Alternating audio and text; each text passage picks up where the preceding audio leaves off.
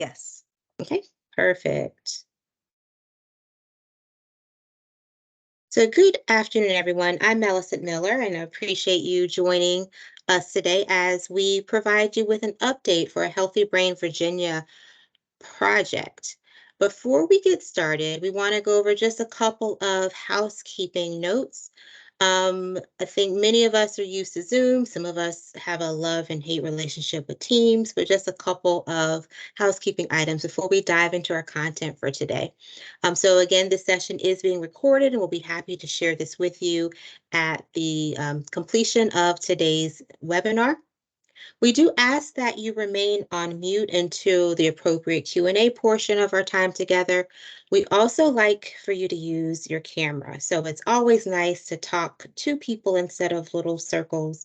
So if you wouldn't mind turning on your cameras, that would be greatly appreciated, especially when Dr. Rhodes speaks with us a little bit later today. We also encourage you to use your interactive features. So use the chat, click on the reaction so you can use the emojis. If you have any questions and want to come off mute, please feel free to use the raise your hand feature as well. And we just ask if you can avoid any distractions, background noise, so that all the participants can hear the content that's being delivered today. And so we'll start off with some brief introductions. We'll also provide an overview of the Healthy Brain Virginia program, which some of you may have heard or many of you have heard. But we want to ensure that we reorient you into the purpose and the goals of the project and many of the strategies and activities that we've undergone and provide you with some project updates. And then we'll get to our featured guest speaker, Dr. Annie Rhodes with Virginia Commonwealth University. We'll talk about their brain health work. We'll have time for Q&A and then just a few announcements to wrap up today. I'll also share that while we do have a Q&A portion within our agenda, if you have any questions at any point in time, please feel free again to raise your hand or come off mute and pose those questions. We're happy to make this interactive and more conversational. So we'd like to introduce you to our small but mighty Healthy Brain Virginia team. So I'll start with my colleague, Rachel. Rachel, looks like you're on mute. There you are. Good afternoon, everyone. Thank you again for being here today. I'm very excited to share the work that's been done so far and the next steps that we have moving forward. Again, my name is Rachel Coney. I'm the Brain Health Coordinator with the Virginia Department of Health. Thank you, Rachel. And again, I'm Millicent Miller, and I serve as a health equity consultant within the Office of Family Health Services, Division of Prevention Health Promotion at Virginia Department of Health. I help, along with Rachel, to oversee the project and serve as a principal investigator as well. So next, we want to know who's in the virtual room. So if you would please, in the chat, if you would drop your name and where you're from, like what part of the state or organization you're representing, we greatly appreciate it.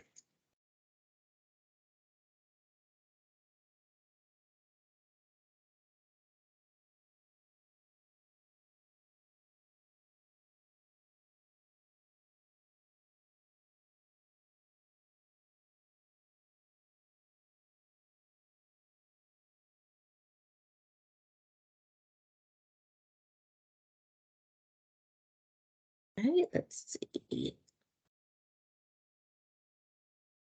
Okay.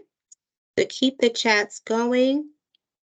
Next, we want to know a little bit more about you. And since we're in the virtual space, we want to still, glean some information, learn more about one another. So what's the most interesting place you've ever visited? So it could be a quirky museum, it could be a different country, small town, big town. Where are some of the most interesting places you visited?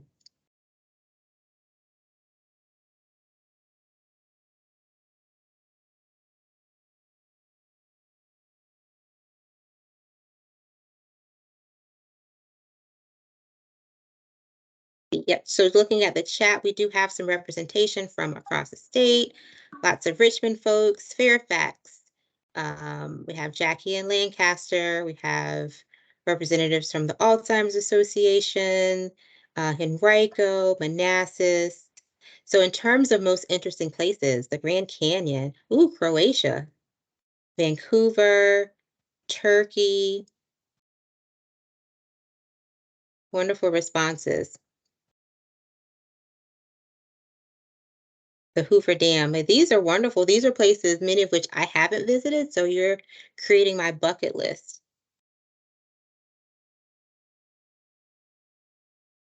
Cave hopping in Thailand. Thailand is definitely one of those places on my list as well.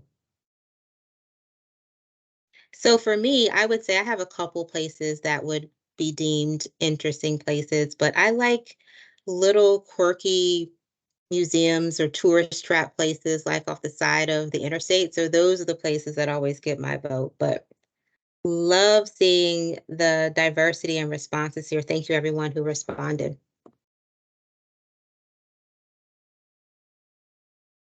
So next, I'll just briefly reorient everyone and level set in terms of the Healthy Brain Virginia program. So it's been some time since we've had a webinar or kind of statewide outreach and engagement in this magnitude. So just want to share with everyone a little bit more about the project and where we are and some of the great work that we've been able to do through some of our partners. And so the Healthy Brain Virginia program is really focused on changing systems, environments, and policies, which are some of the core tenets of the public health approach.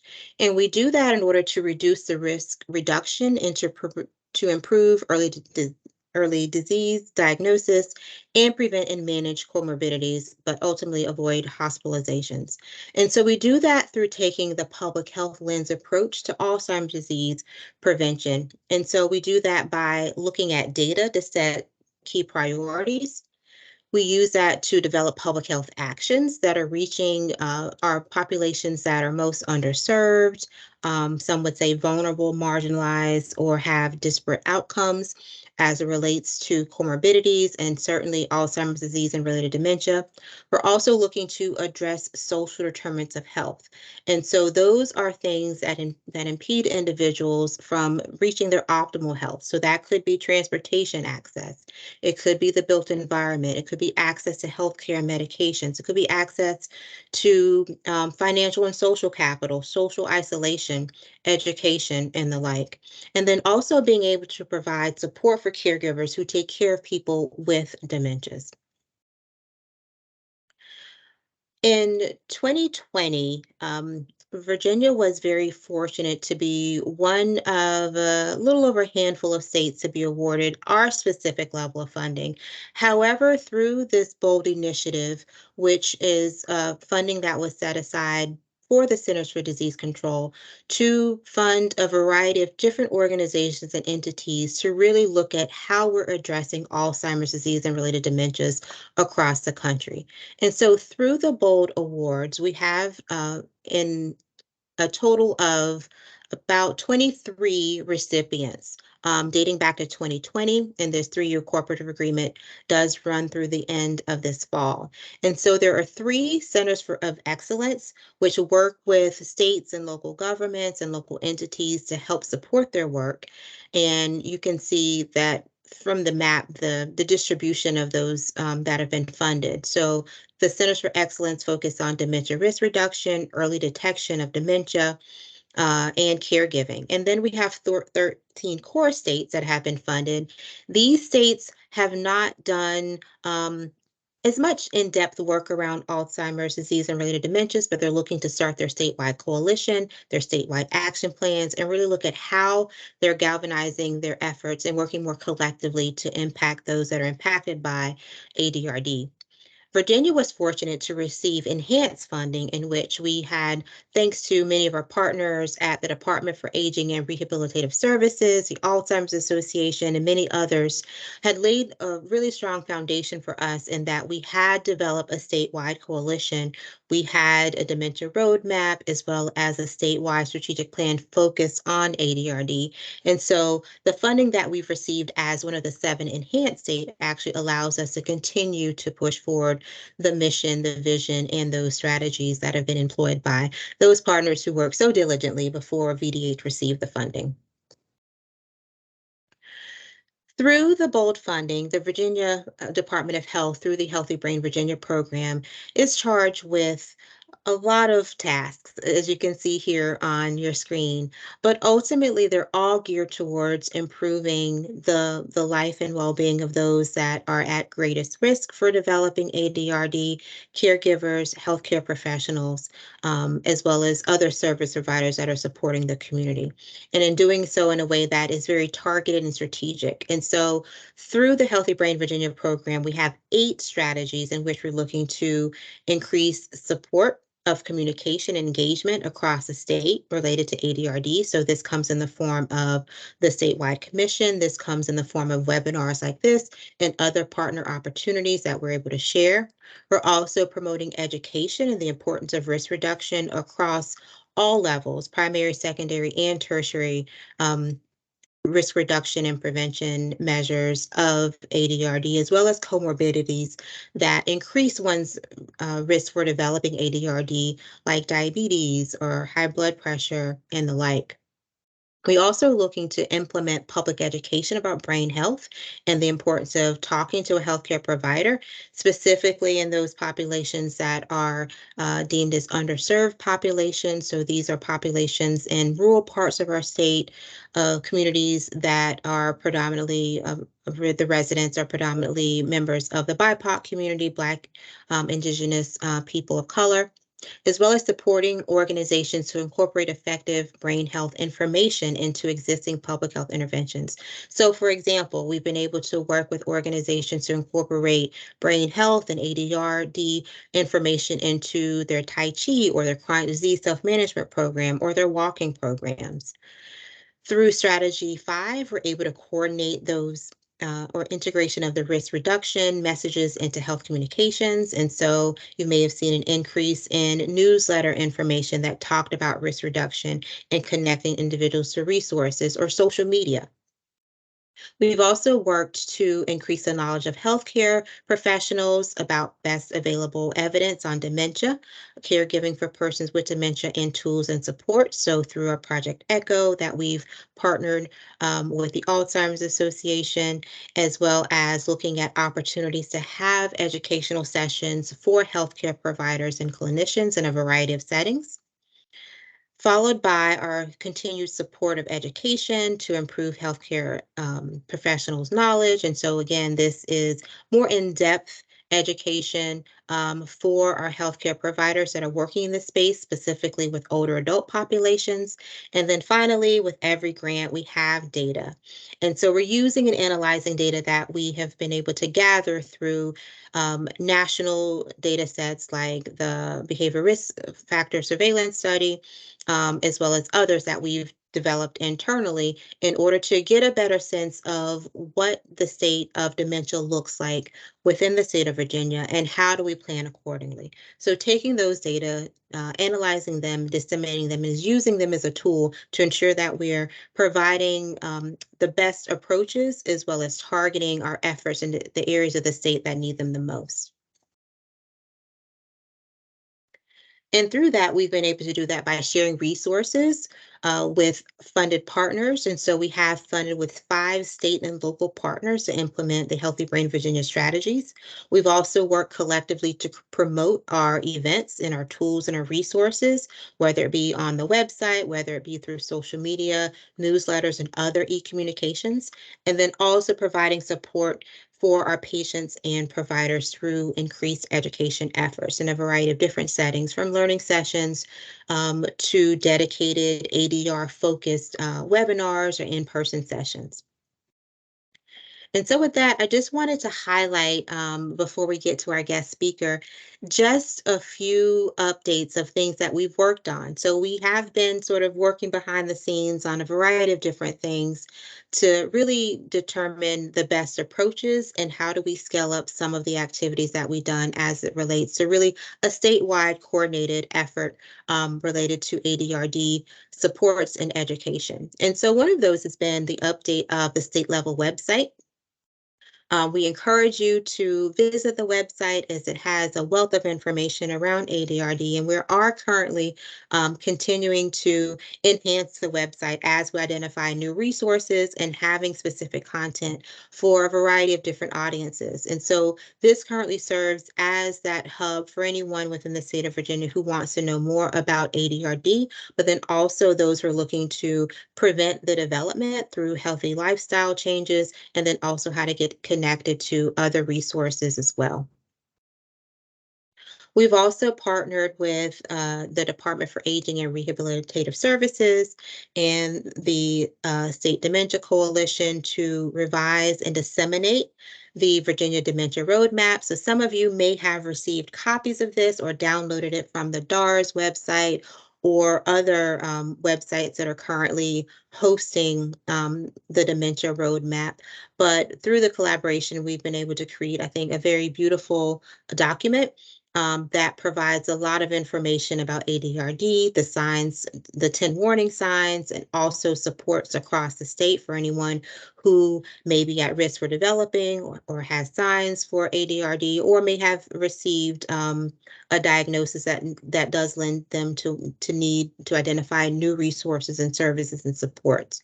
And so we have been able to disseminate about 2,000 copies across the state, if not more. Our numbers continue to tick up day by day as we're receiving many, many requests for the roadmap.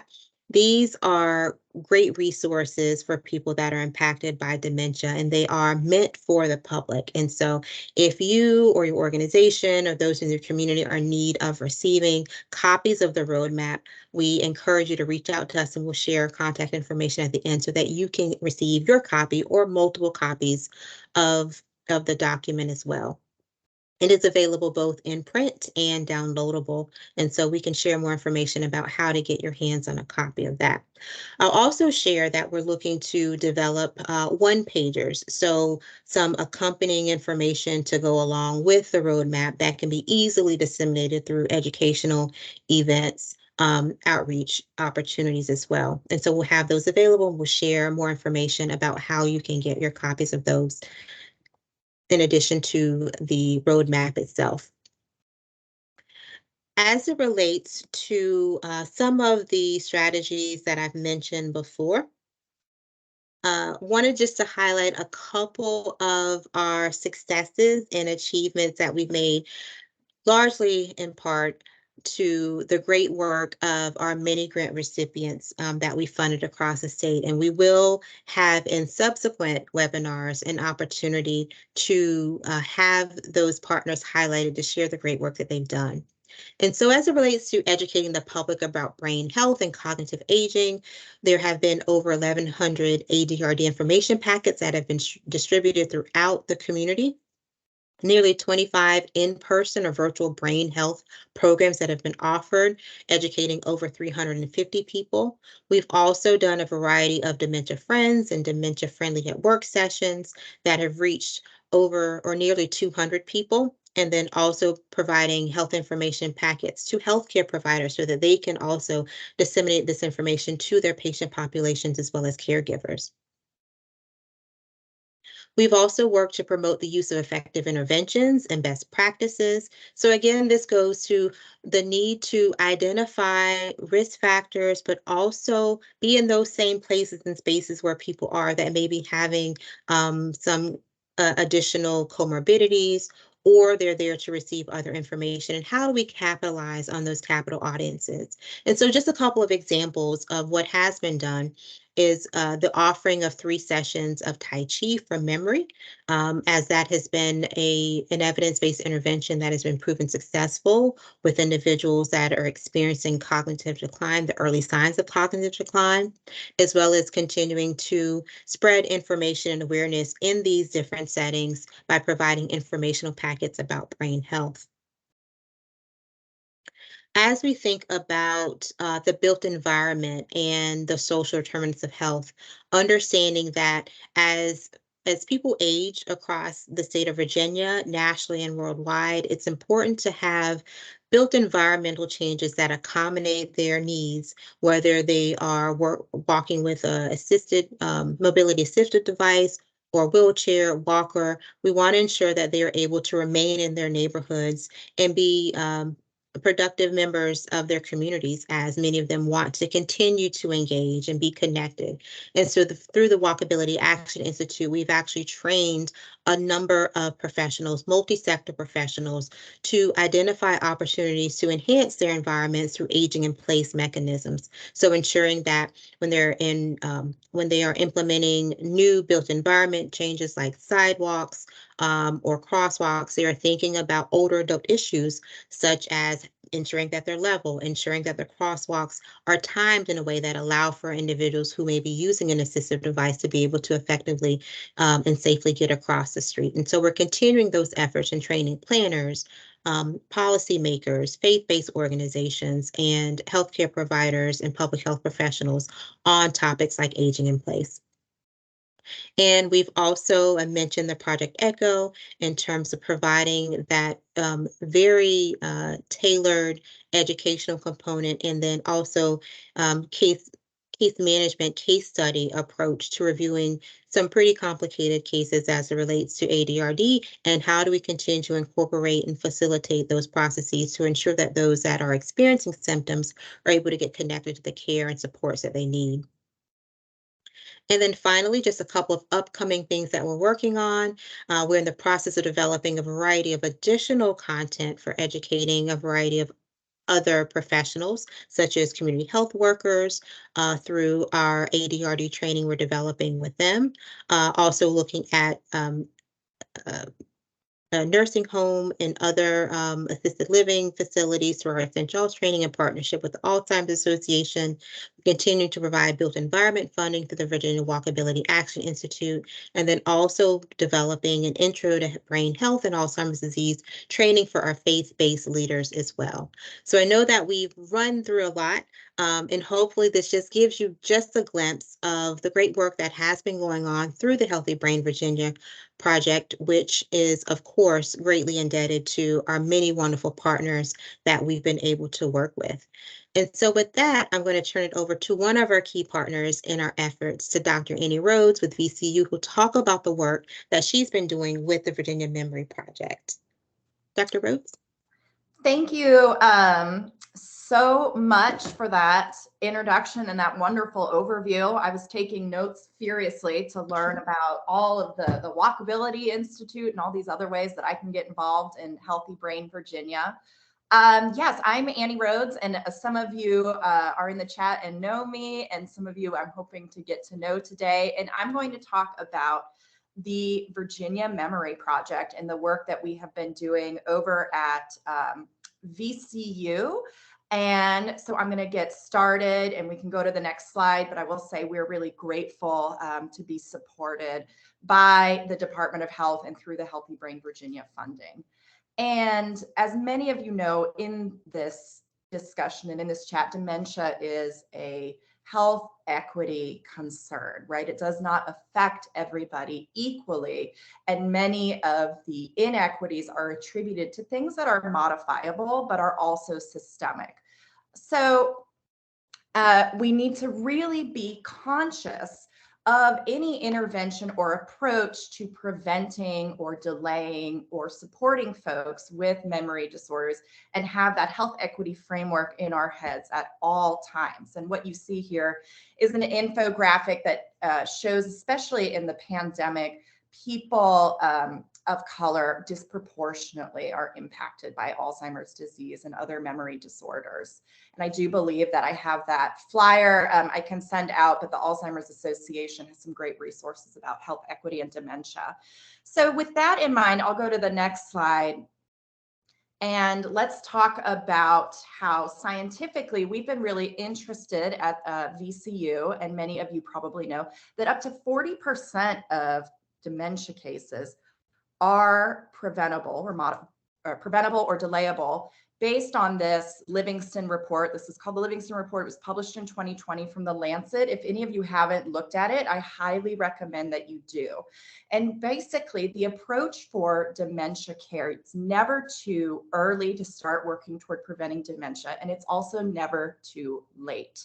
And we need a lifespan approach, and we also need a data-driven and informed approach to preventing dementia. And so with that in mind, knowing that there's equity concerns, knowing it takes a lifespan approach, knowing that we can change up to 40% of these cases. Let's move on to the next slide. We want to be really mindful about how we are engaging and taking up the work of preventing dementia. So many of you also probably know this, that 300,000 Virginians over the age of 45 have not taught, or more than half of those have not talked to a doctor about their memory concerns, even though they have subjective cognitive decline. And subjective cognitive decline is a huge red flag and is often one of the earliest signals of memory loss. But because folks with subjective cognitive decline are really reluctant to talk to their provider, we are missing big opportunities for intervention and prevention. And I'll take the next slide, please. Additionally, providers, even if someone does talk to their provider about subjective cognitive decline or mild cognitive impairment, providers are not equipped to diagnose. Providers cite the fact that they don't know specialists that they can refer to. They don't want to talk about a lack of treatment options. So providers are also very nervous to even engage in the conversation when we're talking about mild cognitive impairment. And I'll take the next slide, please. And so because of that, it's no surprise when we take the fact that there are modifiable risk factors to dementia, when we take the fact that there are disparities, equity disparities in dementia, and we take the fact that providers don't engage early enough in preventative discussion, that of course the prevalence of dementia is not even throughout the state. And you can see that there are dementia hotspots. Richmond has a dementia hotspot. Northern Virginia has a dementia hotspot. You might also see that a lot of this data is based on Medicare claims data. Now, that's great because that's the best source of data that we have so far, but it also is an equity concern because Medicare covers folks who are over the age of 65. And there are many people over the age of 65 who are not going to have access to Medicare or who are not going to receive adequate adequate screening from their providers. So I'll take the next slide. Because of that, there's no surprise. It follows logically that there are huge problems with diagnosis. We have problems with intervention early on. We have problems with equity. And then we have problems when it comes to diagnosis, and providers just don't feel supported in diagnosing dementia. And in fact, diagnosing AD-RD. Dementia is, of course, an umbrella of disorders. And in fact, the Healthy People 2030 goals, one of them is to increase the percentage of people who have been diagnosed with dementia or memory concern and know that they have been diagnosed, because only 59.7% of people or their caregivers who have that diagnosis are aware of it. That's how poorly the communication is. So let me take the next slide. So knowing that, we can see how complex brain health is, and brain health in Virginia needs multifaceted solutions. We need solutions that start early and go throughout the lifespan. We need solutions that span the entire region of the state. We need solutions that support providers and support individuals and their caregivers. And so that's what the Virginia Memory Project is. It's a multifaceted, responsive, data-driven solution to dementia surveillance in Virginia. I'll take the next slide. So what Virginia Memory Project is explicitly is it's an epidemiologic database of caregiving and brain health needs in the Commonwealth. Dementia registries, you might have heard of, they have some at UVA, there's one at EVMS, but those are what's called research registries or service registries, and those are folks who are reaching out for a specific need, and that's different than an epidemiologic registry, which is looking at surveillance. So What we are hoping to do as the Virginia Memory Project grows is eventually encompass all of the cases of ADRD and caregiving needs in the Commonwealth of Virginia to be able to support that accurate trend forecasting to help with resource allocation. We do that by using best practices from other states. There's a registry in South Carolina, there's a registry in Georgia, and there's a registry in West Virginia. And because we understand that there is a health equity concern and folks do not have equal resources and access to resources, we also connect people to services upon request. So if you come to the Virginia Memory Project and you are reporting a brain health concern, you are not left alone. We don't just take your data and not give something back. We will connect you to services through our partners at the Richmond Brain Health Initiative. And a big shout out to Dr. Jensen, who's in the chat, who's been instrumental in helping get caregivers and folks with memory loss get support via the Richmond Brain Health Initiative and her group at Riverside. So I will take the next slide, please. So to break down our 4 initiatives of the Virginia Memory Project, and again, remember, because we have memory loss and dementia in Virginia is multifaceted and needs expansive and responsive solutions, that's what the Virginia Memory Project tries to do. So we connect community members to information and referral services upon request. We support caregivers and people with memory concerns to find care. We harness data for targeted, equitable approaches and resource allocation through our BRFIS surveys and through looking at claims through insurance and many other data harmonization techniques. And we also educate health students on dementia, or that's what we are getting ready to do. Like I showed you in those slides earlier, healthcare providers do not feel comfortable or equipped to talk about dementia with their patients or clients. And if we wait until they've already been in practice, that's way too late, especially because those of us who know getting providers on the phone to do education, it can be really tough. So we are providing, using our resources at Virginia Commonwealth University and being connected to an academic medical center, educating health students on dementia so that when they start practicing, they know 40% of cases are preventable or modifiable. And from the day they hit the ground practicing, they're having those conversations with their patients. And they know it's never too early and never too late to start the dementia prevention conversation. I'll take the next slide, please. So let me give you the timeline. If you haven't heard about us before, or this sounds like a lot and you can't believe that you're just hearing about it now, that's because it's all very new. So in 2021, Virginia Commonwealth University, in partnership with funding from the Administration on Community Living, started the Richmond Brain Health Initiative, which is a service initiative that provides information, referral, and emotional support to people with memory loss and their caregivers throughout the state. And we were really excited at the uptake and the interest in those services, but we were also seeing that we did not have the data and the information we needed to be able to equitably and effectively provide resources to the folks who need us most. And so that's what gave us the impetus for the Virginia Memory Project in partnership with VDH. Digitizing the BRFIS caregiving and memory modules so that we could send it out to many people and get a good idea at zip codes where folks are struggling with caregiving, where folks need more help with memory loss resources or memory screening. And in our first year, we saw, and surprisingly, that 29% of people with memory loss reported needing help with ADLs. 41% of caregivers reported having stress. 76% were female. All of that aligns with the literature, but we're able to then feed that back into our initiatives and our education through the Richmond Brain Health Initiative and make sure we're accessing the people who need us most. So now we're moving into 2023. This is year 2 of the Virginia Memory Project, and this is what we're working on this year, excuse me.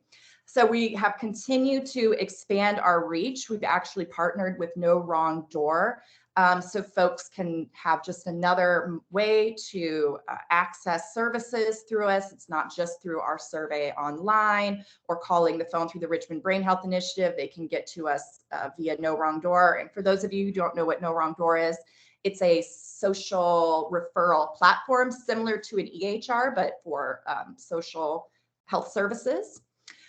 We're beginning to build an open access teleeducation module for health profession students. So when I say open access, I mean it's not going to just be gate kept for students of VCU. It's going to be built for any health profession student in Virginia or practicing health professional.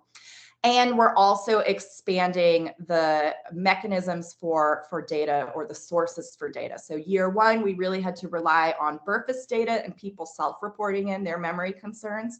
Year two, we're looking at Medicaid data, TRICARE data, all sorts of different sources, and working to really make sure that we have the adequate power or all of the reports as possible to be able to give the best trend forecasting we can, which will then be provided back to any partners. Of course, it's de-identified. We don't collect any identifying information unless people want support, but can be provided back to anybody in the Commonwealth to help inform their initiatives.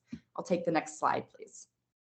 So what you will see from the Virginia Memory Project in 2023, our goal is to have all of this done by September, is the launching of an open access education platform course for any health profession student, continued connection to social and health resources for memory loss and caregiving. We are working on a policy brief about dementia registries and the importance of brain surveillance to legislators. That will be ready before the next General Assembly session, so that we can all kind of help support this initiative, and it is going to be a tool for any of us who are engaging in advocacy. And then continued work on data governance and sharing so that we can support Healthy Brain Virginia in an equitable and thoughtful way. And I'll take the next slide. This is a little bit more about our education initiative. So it's going to be called on Viva Open, which is a open access, anyone can log in, resource for teleeducation. We'll be talking about dementia versus Alzheimer's disease. We'll be talking about dementia, depression, and delirium, general best practices for age-friendly care, how to address things non-pharmacologically, and it's going to be built to be accessible to any health professional. So it's not targeted toward med students or nursing students. It's targeted toward anybody who's going to be interfacing with somebody with a memory concern or their caregivers. And that's launching May 5th, 2023. And I will take the next slide, please. So if you want to help, we would love the help. I am always ready for people to jump in and roll up their sleeves on this work. And I know you all are very busy, but always have good ideas. So becoming a stakeholder in the Healthy Brain Virginia work is an excellent way to help. And that's why we're all here today. You can take our Virginia Memory Project survey and see how it works. It takes about 2 minutes. And I have the QR code and the link on the next slide. And that's digitized Burfus questions, and you can see how it works. And you can also distribute this information and our survey to your patients or professional networks or clients. Those are all excellent ways to start the work with us. I'll take the next slide, please. If you need some support, because we can both want to help and need some support, as we know, you can request an educational presentation for your community or professional group. We do 2 different types of education. We do education about dementia and Alzheimer's and brain health surveillance that's targeted toward professionals. And we also do education about dementia and dementia prevention that's targeted toward a community or a community audience. So you can request either of those presentations from us. We'd love to give them to you.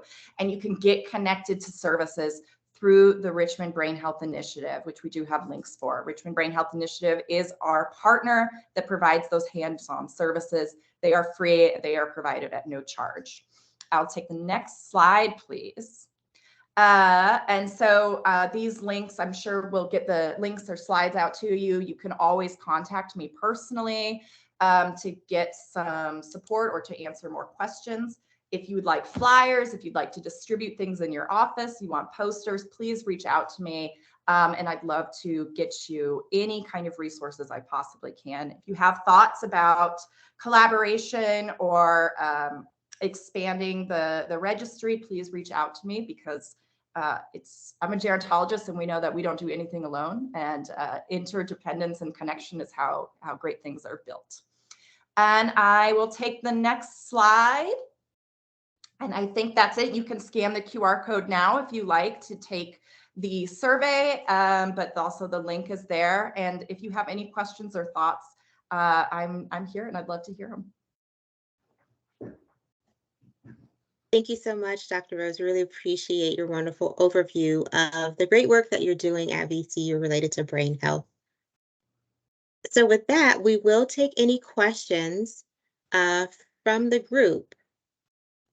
Please feel free to come off mute, or if you're unable to talk, feel free to drop it in the chat and we can read it aloud.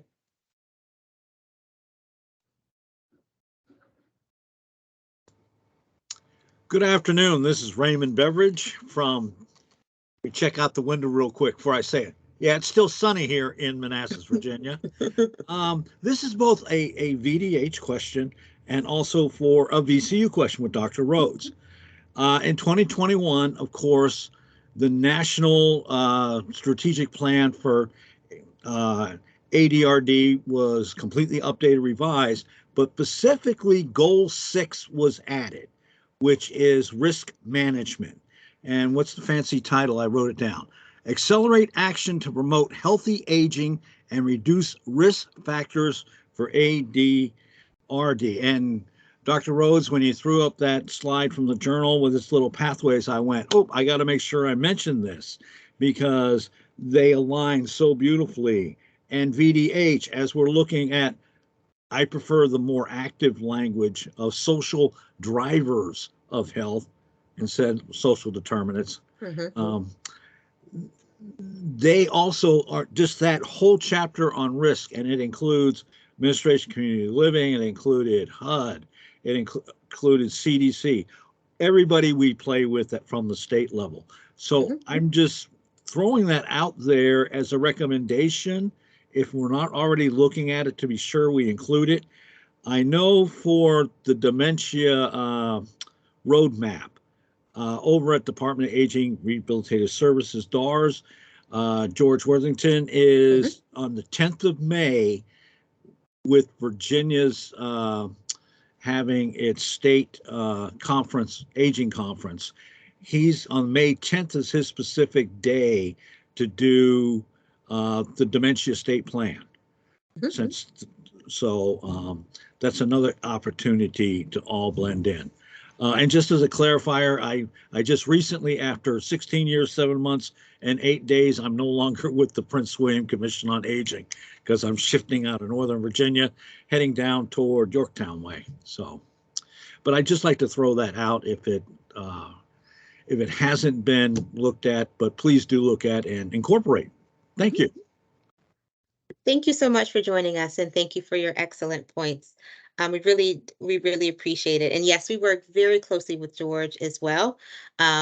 He was not a partner that we mentioned today, and I'm remiss in not doing so, but George has been a wealth of information and a wonderful partner, along with other of his colleagues at DAR. So thank you for elevating that in our conversation today. So we greatly appreciate it. And so we will be in attendance on May 6th. We'll also be sharing more information as the planning for that continues to happen in partnership with DARS as well. And so we think about the social drivers, social determinants, political determinants of health, all of those things. I think we definitely at VDH are looking at it through that equity justice lens. And so it allows us to seek opportunities for collaboration. It also seeks opportunities for us to really ensure that we're being multi-sectoral in our approach. So one of those was related to our Virginia Walkability Action Institute, which is not funded by this funding, but looking at the built environment and what we can do to ensure access, equitable access through a variety of different mechanisms. With regard to that, it's about active transportation, even public transportation, to ensure that people, regardless of age, regardless of ability, are able to get to those places that they need to in order to be at their best in terms of health and wellness. And so that could mean, accessing healthy foods, accessing jobs, accessing healthcare and other services. And we're also looking at how do we integrate the work that we're doing related to ADRD into other programs as well, and also having conversations with our other sister agencies to ensure that they're also thinking about these things to ensure that we are leading with equity and doing what we can to, I guess, right the wrongs for many populations that we've seen over decades of our country's existence. So thank you so much for elevating that. And Annie, I don't know if you wanted to respond as well, but I'll yield so that you can. Yeah, I'll just add that's absolutely correct. And as we're building out and looking into expanding where we get our data and information from, we've been so thoughtful about other indicators or drivers of health that are important in this causal pathway, right? Because a lot of traditional registries only collect once there's a diagnosis, or they're only looking for, that specific ICD-10 code or Alzheimer's disease, right? But we are going, we need to know if there's a lack of education, you haven't finished high school, or you do not have healthy foods, or you have hypertension, integrating all of that. And it helps us advocate across the lifespan, because it's never too early or too late to start preventing dementia. So if we know that there's a hot spot of folks not finishing high school, that helps bolster the arguments for the people who are doing, educational equity work, because we can integrate our dementia prevention data to support them. So yes, it is with great thought that we're collecting data on all sorts of metrics that are similar to, or that are in the dementia prodrome, I guess I would say. Mm-hmm. Absolutely. Thank you so much for your response, Dr. Rhodes. Do we have any other questions from the group?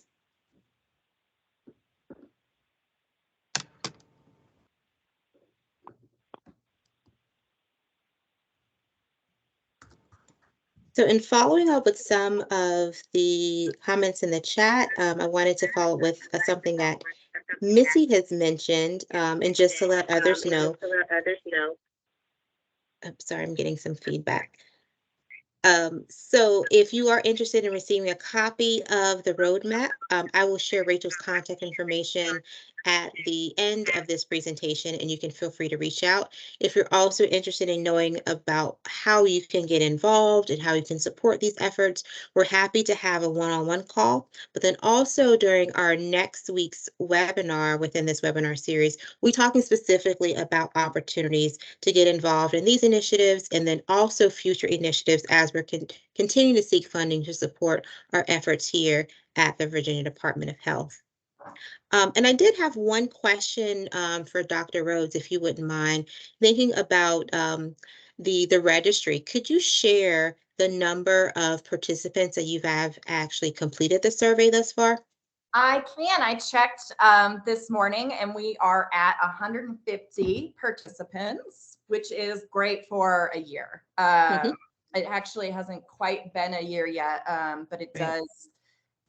So that's fantastic, but it's also not all of the data that we'd like to have eventually. But I will say that of those 100 and something folks, we have had many service requests. So that's the part that's beautiful about this survey, is if you need people take it, it's a 2-minute survey.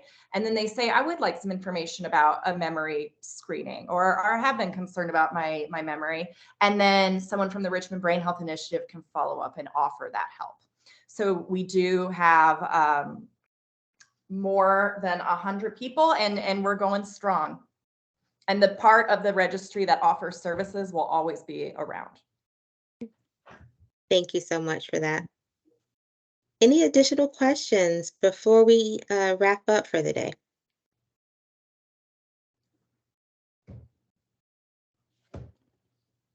Okay. So just a couple of announcements we want to make. We hope that you've enjoyed today's webinar and hope that you can join us in the next two sessions as well. Next week, we have another featured partner from Insight Memory Care. Melissa Long will share about their success in outreach and collaborating with several of their community partners and providers as they've looked to increase um, education around ADRD and services that they provide. We'll also share some feedback from a recent partner survey that we launched earlier this year and just share the results of that. We'll also have an opportunity for you to share your feedback as well as discuss opportunities for collaboration. On March 7th, which will conclude our webinar series, we will be providing information and highlighting the work of two of our additional mini grant recipients from the University of Lynchburg's Beard Center on Aging, as well as Valley Program for Aging Services, or VPAS. So talk about their work that they've done implementing education and training for both the community and service providers. So if you haven't already, we hope that you will register and attend those as well. I'll also share that we have recorded the session, and so we will be sure to share the recording and the slides for anyone who has registered. We do encourage you to register for the next one and then also share with your colleagues and your partners about our upcoming webinars in the series. And one thing I would like to add as well, while you have up my contact info, Mhm. if you're interested in receiving any copies of the Dementia Roadmap, please reach out to me as well. Thank you for that, Rachel. And so here's Rachel's contact information. Please flood her inbox with requests for roadmaps, opportunities for partnership, and just additional information that you would like to receive with relation to the Healthy Brain Virginia program. Thank you so much for joining us. We've enjoyed having you today, and we hope to see you on the next webinar. Have a great day, everyone.